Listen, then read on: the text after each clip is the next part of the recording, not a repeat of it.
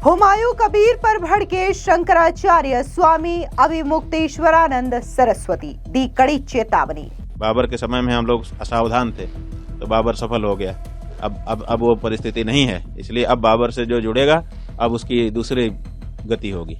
ये ठीक नहीं है। अगर इस देश में फिर से बाबर को लाने की कोशिश होगी तो जो लोग बाबर को लाने के लिए खड़े हो रहे हैं वो हमको बाबर दिखाई देंगे और हम उनके साथ बाबर जैसा व्यवहार करेंगे। हम नहीं चाहते हैं कि फिर से हमारे देश में कोई बाबर आए, कोई औरंगजेब आए। शंकराचार्य बोले, जो बाबर के साथ खड़ा है उसका हश्र बाबर जैसा होगा। अगर कोई कहता है कि नहीं हम बाबर के नाम से यहाँ रहना चाहते हैं तो बाबर अब यहाँ नहीं रह सकता, और बाबर से जुड़ा हुआ व्यक्ति भी अब हमको बाबर दिखाई देता है। स्वामी अविमुक्तेश्वरानंद ने कहा, जिन्हें वंदे मातरम बोलने में आपत्ति उन्हें जेल भेजे सरकार। और भारत की सरकार ने जब एक बार विचार करके वंदे मातरम को राष्ट्रगीत स्वीकार कर लिया तो अब अगर कोई उसको अस्वीकार भी करता है तो उसके ऊपर कार्यवाही होनी चाहिए, पकड़ के जेल में बंद करो। पश्चिम बंगाल के मुर्शिदाबाद में टीएमसी विधायक हुमायूं कबीर ने 6 दिसंबर को बाबरी मस्जिद की नींव बेलडांगा गांव में रखी, जिसको लेकर के एक बार फिर से स्वामी अविमुक्तेश्वरानंद महाराज की कड़ी प्रतिक्रिया सामने आई है। उन्होंने साफ तौर से कहा कि भारत में रह करके जो लोग खुद को बाबर से जोड़ रहे हैं या फिर बाबर के साथ खड़ा रख रहे हैं वो हमें बाबर जैसे ही दिखाई देते हैं और उनके साथ बाबर जैसा ही व्यवहार किया जाएगा। सुनिए क्या कुछ बाबरी मस्जिद की नींव रखे जाने को लेकर के शंकराचार्य अविमुक्तेश्वरानंद सरस्वती ने कहा। पश्चिम बंगाल की बात मत करो, भारत की बात करो। पश्चिम बंगाल भारत है कि नहीं ये बताओ पहले। अगर भारत है तो भारत में बाबर के नाम की कोई चीज अब नहीं चाहिए हमको। अगर कोई कहता है कि नहीं हम बाबर के नाम से यहाँ रहना चाहते हैं तो बाबर अब यहाँ नहीं रह सकता, और बाबर से जुड़ा हुआ व्यक्ति भी अब हमको बाबर दिखाई देता है। इसलिए बाबर से कृपया इस देश में रहने वाले अपने को ना जोड़ें, अत्याचारी के आक्रमणकारी के साथ अपने को ना जोड़ें, अपने को किसी अच्छी चीज से जोड़िए। बाबर से जोड़ करके आप क्या सिद्ध करना चाहते हो? बर्बरता आप भी करना चाहते हो? अरे ठीक है, बाबर के समय में हम लोग असावधान थे तो बाबर सफल हो गया। अब वो परिस्थिति नहीं है, इसलिए अब बाबर से जो जुड़ेगा अब उसकी दूसरी गति होगी। ये ठीक नहीं है। अरे नींव रखने से क्या होता है, बनाए तो। बाबर के नाम की चीज हमको अस्वीकार है, हम साफ कह रहे हैं। अगर इस देश में फिर से बाबर को लाने की कोशिश होगी तो जो लोग बाबर को लाने के लिए खड़े हो रहे हैं वो हमको बाबर दिखाई देंगे और हम उनके साथ बाबर जैसा व्यवहार करेंगे। हम नहीं चाहते हैं कि फिर से हमारे देश में कोई बाबर आए, कोई औरंगजेब आए। हमारे यहाँ आना है, आप आइए। आप इस्लाम को मानते हैं, हम कहाँ मना कर रहे हैं आपको। आप मस्जिद बनाइए, कहाँ मना कर रहे हैं, लेकिन आप बाबर के नाम की मस्जिद बनाएंगे। और बाबर के नाम की मस्जिद XYZ का खागा कौन बना सकता है? बाबर के नाम की मस्जिद तो बाबर बनाएगा ना। अब बाबर कहाँ है? आप हुमायूं हो, आप हुमायूं के नाम की बना दो कि भाई मेरा नाम है, मेरी द्वारा बनाई गई मस्जिद मेरे नाम से जानी जाए, तो भी एक बार चलता है। लेकिन आप कह रहे हैं मैं बाबर की मस्जिद बनाऊंगा, तो बाबर की मस्जिद बनाने की जरूरत तुम्हारी हो रही है तो तुमको फल भोगना पड़ेगा। अरे विवाद क्या होता है? विवाद ये है कि बाबर अब हमको स्वीकार नहीं है, भारत को बाबर स्वीकार नहीं है। भारत के किसी भी प्रदेश में, किसी भी कोने में बाबर आने की कोशिश करेगा, अब बाबर को आने और बैठने नहीं दिया जाएगा। बाबर के नाम की कोई भी दीवार उठेगी हम उसको गिराएंगे।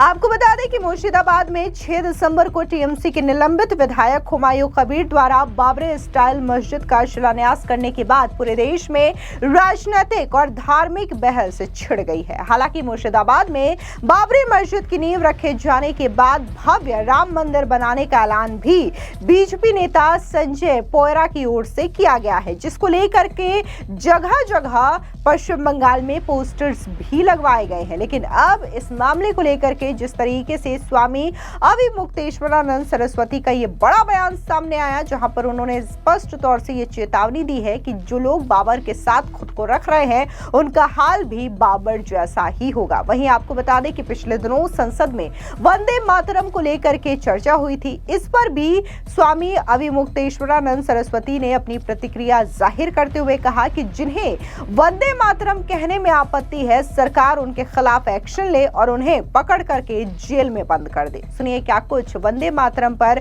स्वामी अभिमुक्तेश्वरानंद सरस्वती ने कहा। हम ये कह रहे हैं कि चर्चा करने की जरूरत क्या थी? कौन कह रहा था कि वंदे मातरम नहीं चाहिए, या कौन कह रहा था कि नहीं हम तो रखेंगे ही? ऐसा ही लड़ाई कहाँ थी? जिस चीज पे कोई लड़ाई हो, दो पक्ष हो, वहां पर चर्चा होती है।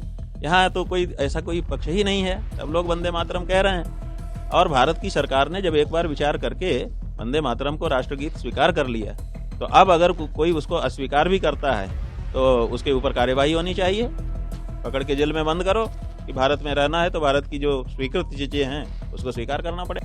दरअसल आपको बता दें कि पिछले दिनों वंदे मातरम को लेकर के तीखी बहस देश की राजनीति में देखने को मिली, जब महमूद मदनी की ओर से एक बड़ा बयान दिया जाता है और ये कहा जाता है कि वंदे मातरम जो है वो मुर्दा कौम बोलती है और जिंदा कौम इसके खिलाफ खड़ी रहेगी।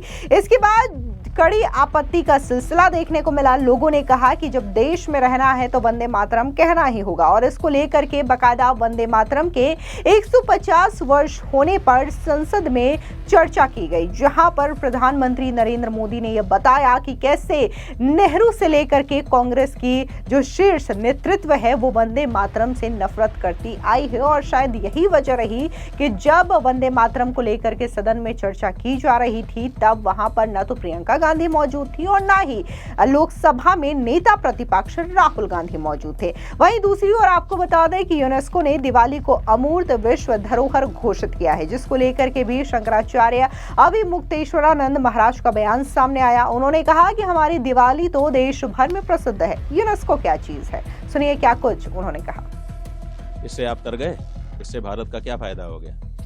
यूनेस्को में जो कुछ दर्ज होगा तब भारत का गौरव बढ़ेगा।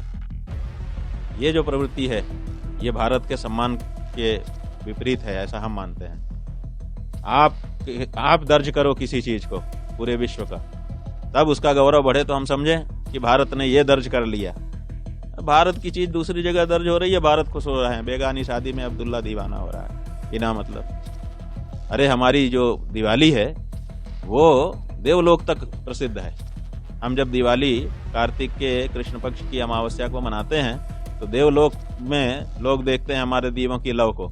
जैसे आजकल नहीं फोटो आता है अंतरिक्ष से कि फोटो लिया तो ये दिखाई दिया, ऐसे ही जब हम दिवाली मनाते हैं तो देवलोक से देवता देखते हैं उसको, दीपक की लौ को, और फिर वो कहते हैं भाई हमें भी ऐसा ही मनाना चाहिए। तो बड़ा सुंदर दृश्य उपस्थित होता है।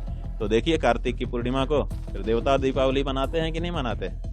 देव दीपावली जिसको कहा जाता है। तो हमारी दीपावली तो देवलोक तक प्रसिद्ध है जी। यूनेस्को क्या चीज होती है? यूनेस्को जिसको दर्ज कर ले वो बहुत बड़ी चीज हो गई। ये प्रवृत्ति हमारे देश के लिए घातक है। हमारी अच्छी चीज को अगर यूनेस्को नहीं दर्ज करेगा तो क्या वो अच्छी चीज नहीं रह जाएगी? तो ये ठीक नहीं है। आजकल ये हो गया है कि ये करे तो वही अच्छा है, बाकी सब खराब। ऐसा नहीं है। हमारे तो पहले से प्रसिद्धि है और हमको इसमें चक्कर में नहीं पड़ना चाहिए। दरअसल आपको बता दें कि यूनेस्को ने दिवाली को अमूर्त विश्व धरोहर घोषित किया है। यूनेस्को ने बुधवार को संयुक्त राष्ट्र शैक्षिक, वैज्ञानिक तथा सांस्कृतिक संगठन की इंटेंजिबल कल्चरल हेरिटेज यानी कि अमूर्त विश्व धरोहर की सूची जारी की। इसमें घाना, जॉर्जिया, कांगो, इथियोपिया और मिस्र सहित कई देशों के सांस्कृतिक प्रतीक को शामिल किया गया है। इस पर प्रधानमंत्री मोदी ने कहा कि दीपावली हमारी सभ्यता की आत्मा है। भारत की 15 अमूर्त विश्व धरोहर की सूची में शामिल है। इसमें दुर्गा पूजा, कुंभ मेला, वैदिक मंत्रोच्चारण, रामलीला, छाऊ नृत्य को भी शामिल किया गया है। बता दें कि यह फैसला उस समय आया जब दिल्ली में यूनेस्को की inter governmental committee for intermediate heritage की 20वीं बैठक की मेजबानी की गई। ये 8 से 13 दिसंबर तक चलेगी। इसी मौके को देखते हुए केंद्र सरकार ने 10 दिसंबर को विशेष दीपावली समारोह रखने का फैसला भी किया, ताकि दुनिया के सामने भारत की सांस्कृतिक पहचान को मजबूत तरीके से पेश किया जा सके। यूनेस्को की यह लिस्ट दुनिया की ऐसी सांस्कृतिक और पारंपरिक चीजों को शामिल करती है जिन्हें छू नहीं सकते लेकिन अनुभव किया जा सकता है। इसे अमूर्त विश्व धरोहर भी कहते हैं और इसका मकसद है कि ये सांस्कृतिक धरोहरें सुरक्षित रहे और आने वाली पीढ़ियों तक पहुंचे। फिलहाल भारत की 15 धरोहरें पहले से ही अमूर्त विश्व धरोहर की लिस्ट में शामिल हैं। इसमें दुर्गा पूजा, कुंभ मेला, वैदिक मंत्रोच्चारण, रामलीला, योगा, छाऊ नृत्य को शामिल किया गया है। फिलहाल इस पूरी खबर पर आपकी क्या राय है? कमेंट सेक्शन में जरूर बताएं। धन्यवाद।